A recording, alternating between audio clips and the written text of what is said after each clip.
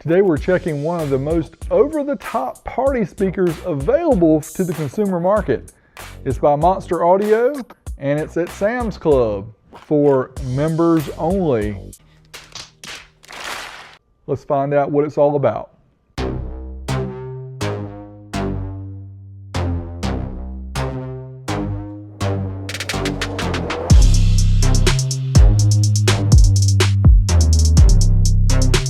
While recently doing some research, I was looking for a party speaker for a friend and had no idea there were quite so many out there on the market. Now, after a lot of research, we did end up getting the JBL Party Box 520, although it retails for $880. Woot.com had it for $530 for a period of time. Very nice Bluetooth speaker. But during my search, I came across this Monster Audio speaker that sells at Sam's Club. And yes, this is pretty impressive. 1800 watts, dual 15s, advanced Bluetooth, all-terrain wheels, FM radio, and a touchscreen LCD panel. More than just a speaker, it's the ultimate party speaker, according to Monster. Now, I knew Monster Audio had been around for a while, but I had no idea they made party speakers. We're going to get into that more. But first, let's talk about the history of Monster. Going back to 1979, Noel Lee launches a company selling high-performance speaker cable, and over the years sold all different kinds of cable, including $100 or more HDMI cables. You probably remember seeing those at Best Buy. Also, the Beats by Dre headphones. Yes, those were made by Monster. Now they're considered a global audio brand, but let's go back to our local Sam's Club. They have a whole aisle of Bluetooth speakers, including the party speakers, the Monster Z6, $199. That seemed like a pretty good deal. But we saw the big dog on the end. That's right, the GI30 for $424, so I had to pick one up. And of course, a week later, they dropped the price by $40. Nice move. And of course, with it being a clearance item, Sam's would not price match, would not give me back $40, but it is what it is. I'm doing this for you guys. So let me roll it out so we can take a closer look at the huge box for the Monster Audio GI30. Yes, and I'm about 6'4", so you can see this is a really big speaker. And yes, that 1800 watts, we are going to test that out because I know you guys want to know. Spin around and look at the box. The box itself looks pretty cool. Almost sells itself. And according to the box, you need 2 people to unbox it. Well, that's 2 normal people. You got 1 G like Big D, and we unbox it ourselves. Of course, we unbox the bottom because that's how you do with something heavy, because you can lift the box off and not have gravity fighting against you. So let's lift the box off, get off some of this cardboard material, we'll get off the plastic, and we're going to take a closer look and find out what's included in this Monster speaker. And don't adjust your eyes, this is not the early 2000s with these funky looking speaker grills. We'll get back to those soon. Let's talk about the dimensions of this Monster Bluetooth speaker. 54 inches tall, 21 inches wide, and about 19 inches deep. And the big speakers Monster calls them subwoofers are actually 15-inch Pro Audio style drivers, which have more ribs than your local barbecue shack. You big dummy. And the 1-inch compression driver for the mids and highs. This is designed for outdoor use like a Pro Audio speaker would be. And also we have an LCD display here on the front, 4.3 inches IPS LCD touch panel, very nice.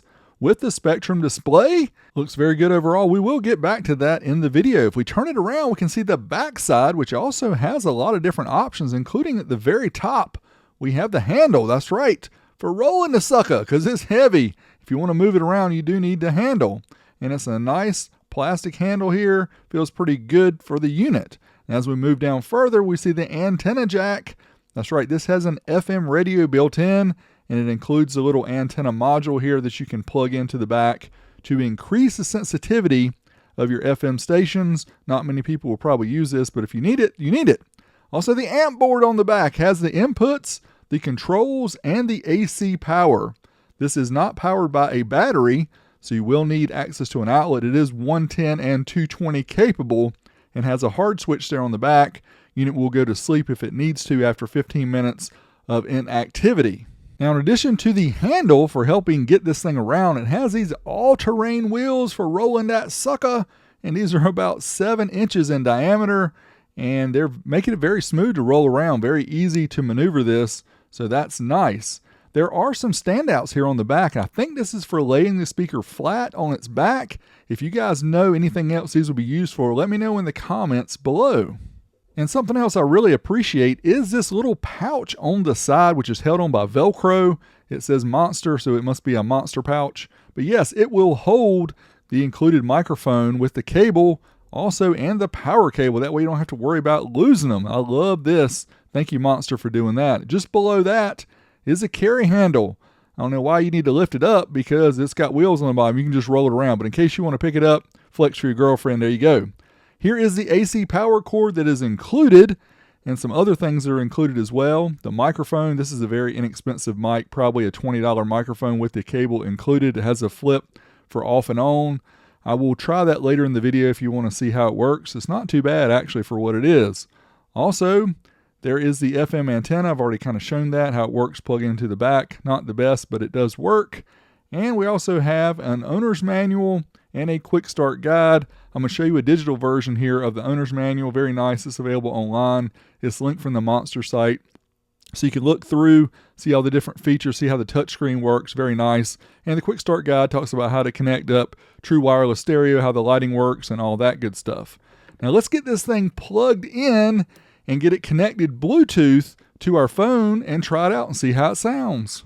So it took nothing special, just set it to the Bluetooth mode and looked on the phone for the Bluetooth item, the GI30, and got it connected. So let's try out a song, see how it sounds.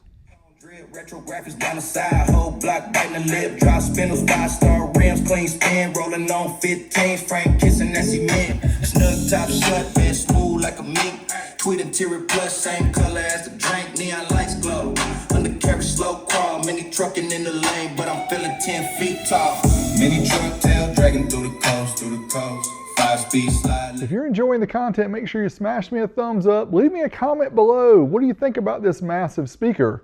Also, consider subscribing if you haven't already. Back to the Bluetooth speaker. Posted. Tailgate what?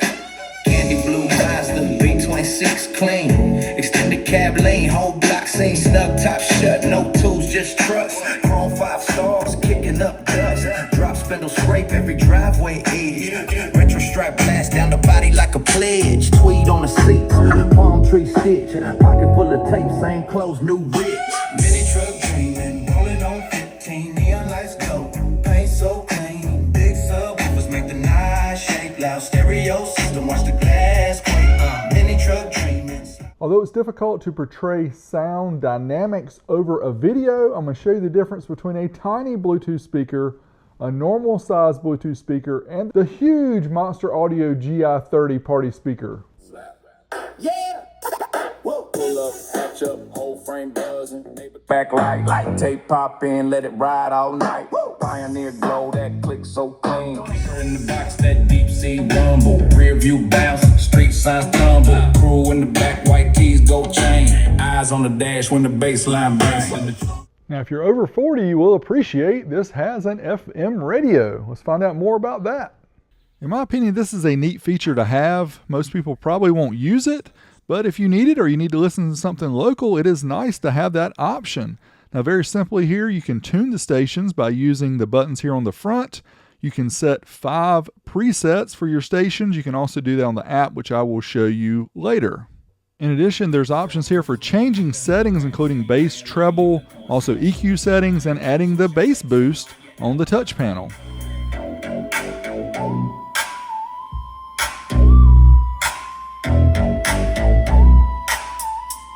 There's also an app available, actually 2 apps available. Not sure what the difference between Zone 1 and Zone 2 is, but we went for the first one because it had more reviews. So let's get it installed and try it out, see how it works. So here is the app. We can see it's online and control the volume from here if we want. Makes the volume up there go up. Of course, we're just changing tracks right now, but we can also adjust, go into the adjustments. We can adjust the bass and treble, add the bass boost, because you know you gotta have that bass. You can set your presets here, which I haven't found that these do a whole lot, to be honest. I do like that bass boost though. And we can go in and change the lighting as well. I'll turn the speaker around so you can see the lighting changes. Here you can see the LED lights going off.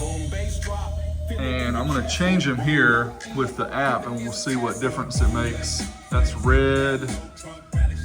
Those are all colors. I mean, you can just pretty much go through all the different settings here. Orange, blue, green, multiple color, but the first one is the one that kind of dances to the music, which is kind of cool. You can see there's LEDs at the very bottom. There's LEDs underneath this speaker, LEDs right there, and of course you have the spectrum display up here at the top. The other thing with the app is if you hit the little speaker icon down here, or the note icon at the bottom, you can switch FM radio to the radio. And you can actually change your stations here. That's pretty cool. You can access all these functions from the app. And I have read a lot of reviews that the app is no good, but my experience, the app works pretty good. I will come back and do some more demos outside later, but for now we want to try out this 1800 watts of audio power claim, which is right here on the box. It doesn't even say max. But you know what we're gonna do?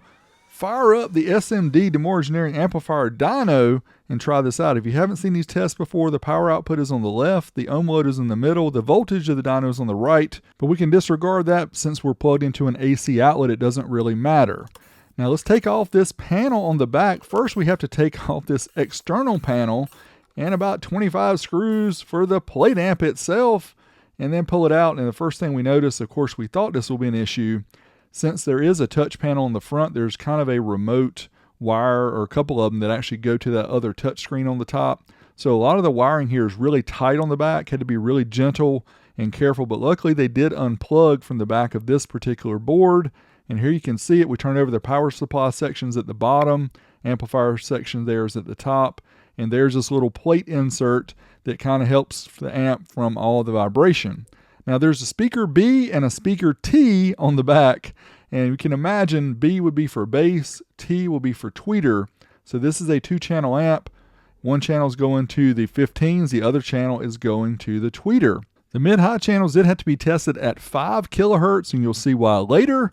And they say this is a 6 ohm tweeter. So we actually measured it when we took it out. We measured the resistance and got 5.8 to 5.9 ohms, so pretty close to 6. And the amp dyno has an 8 ohm mode and a 4 ohm mode, so we're going to do both, and then we're going to kind of average them together to give you what we're getting out of this amp. And in the 8 ohm mode, we get about 56 watts for that single high channel. We'll try the 4 ohm test. Of course, we're having to do uncertified because this is a frequency that we can't run certified on the dyno, but it does give us an idea of how much power it's putting out. And uncertified at 4 ohms, we're getting, it looks like over 100 watts, 103. So if you average both of those, about 80 watts to the tweeter.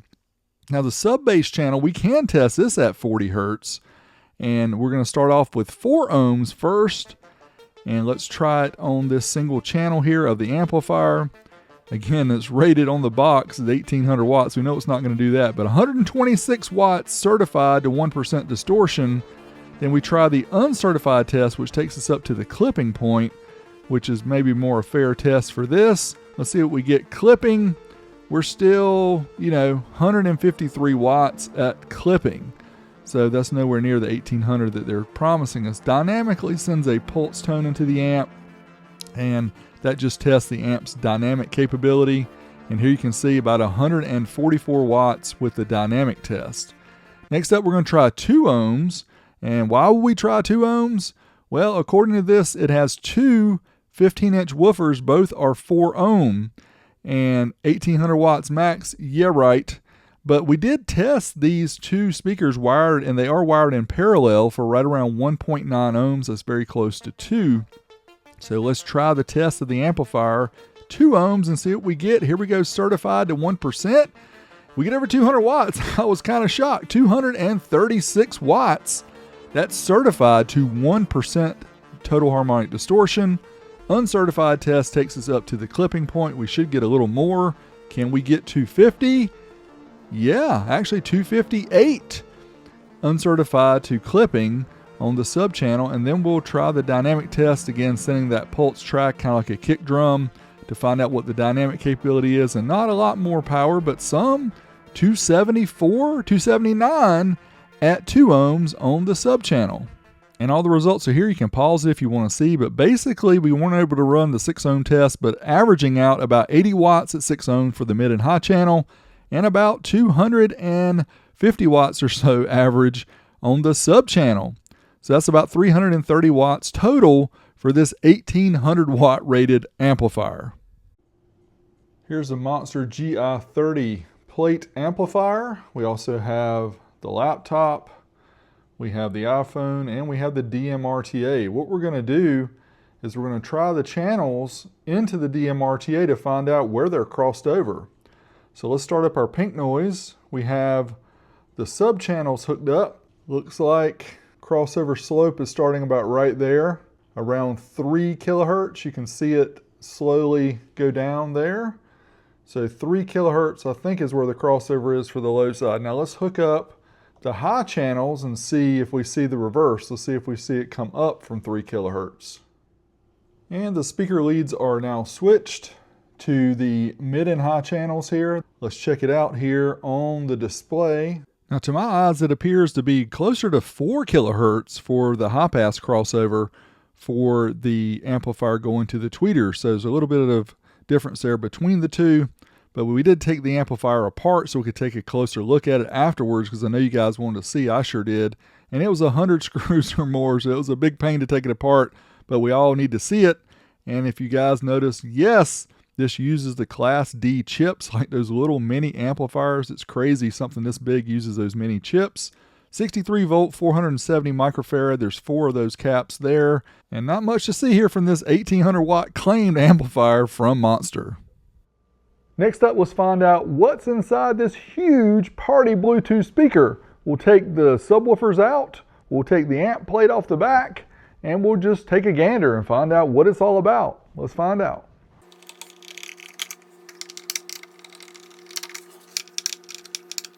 Just 4 screws here holding in this cover, and also the grill that covers up the top 15-inch woofer. And there are some brackets here at the bottom that help hide the wires there for the LEDs. And there's the 15-inch woofer. We'll get to that again in a minute. And since you're not standing out enough already with this huge Bluetooth speaker, we have to have grills that look like spinners from the early 2000s. This is not a Mickey Mouse program.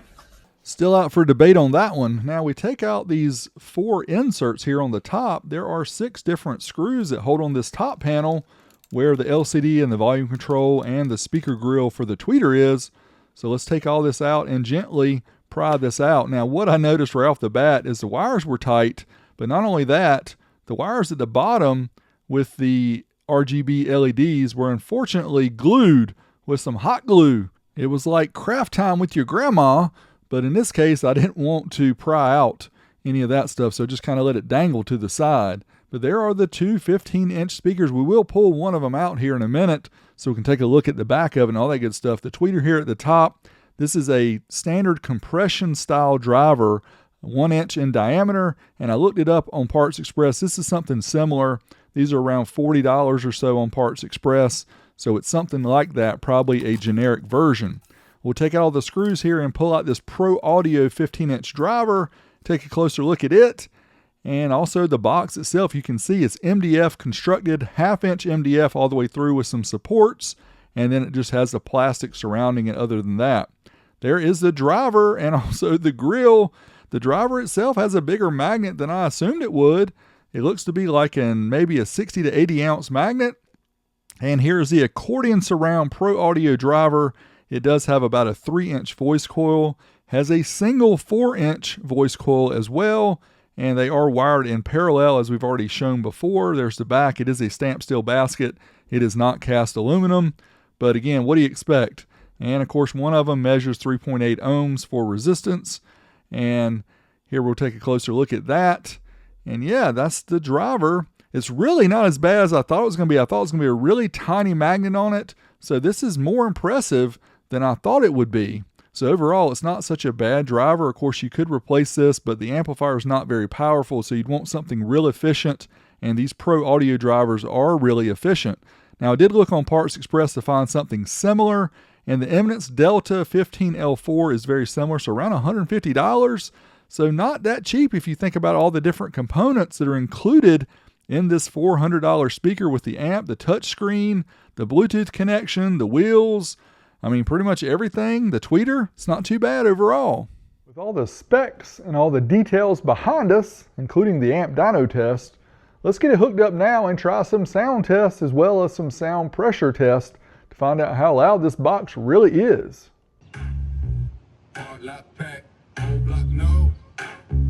We bringing that slap. Yeah!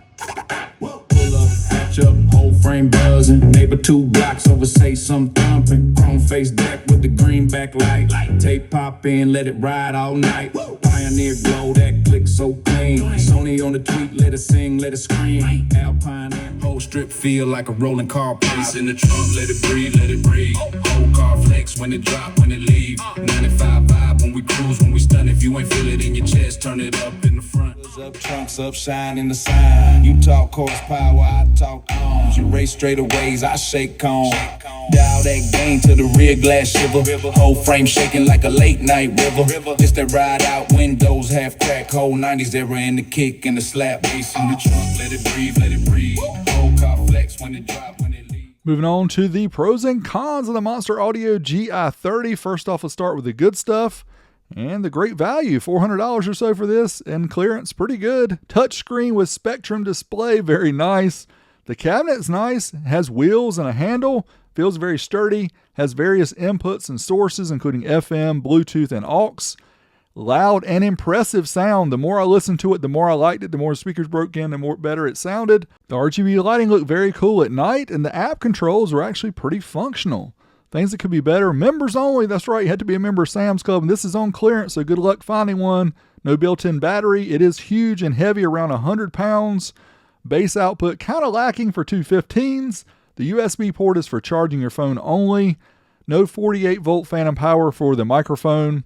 No individual mic controls. The one control controls both mics. And the amp output versus the ratings is ridiculous. But that's why we test things. Overall, I was impressed but not blown away. I thought it was pretty cool. Sounds better. Like I said, the longer I listened to it, the better it sounded. Let's try out the microphone now, and we'll do the lower ohm amp test later in the video. Now, some of the controls here on the back obviously are for the DJs because the mics here, and they're not independently controlled because this one is for the volume, this one's for the echo. But you can see there's 2 mic inputs. There's XLR and quarter-inch auxiliary input here. XLR in and XLR out. These are the XLR in and the aux in are together, but you can send this signal out if you want, which we're going to try that, sending it to a subwoofer. But yeah, a lot of controls on the back. You can control the volume, you control pretty much all the settings here on the back. If you're a DJ, you know, and it's facing out toward the crowd or whatever, you don't have to use a touchscreen on the top. But the touchscreen looks so much cooler and better. This is a USB charging port only. It does not take thumb drives and it won't play any music off of it. I tried. But yeah, pretty much can do all the adjustments here on the back. On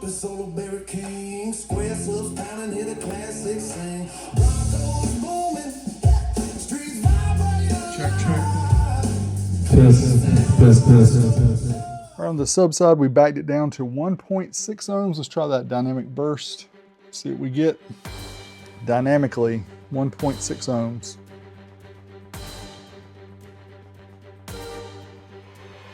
All right. 340. Can it handle 1.3 dynamic on the sub channel? We're gonna find out. Here we go.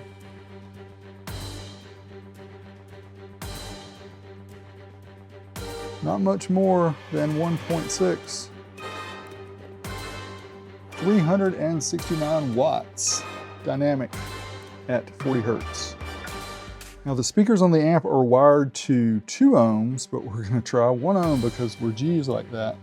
Dynamic burst only, 40 hertz. Let's see what we get. Okay, looks like it went into protect.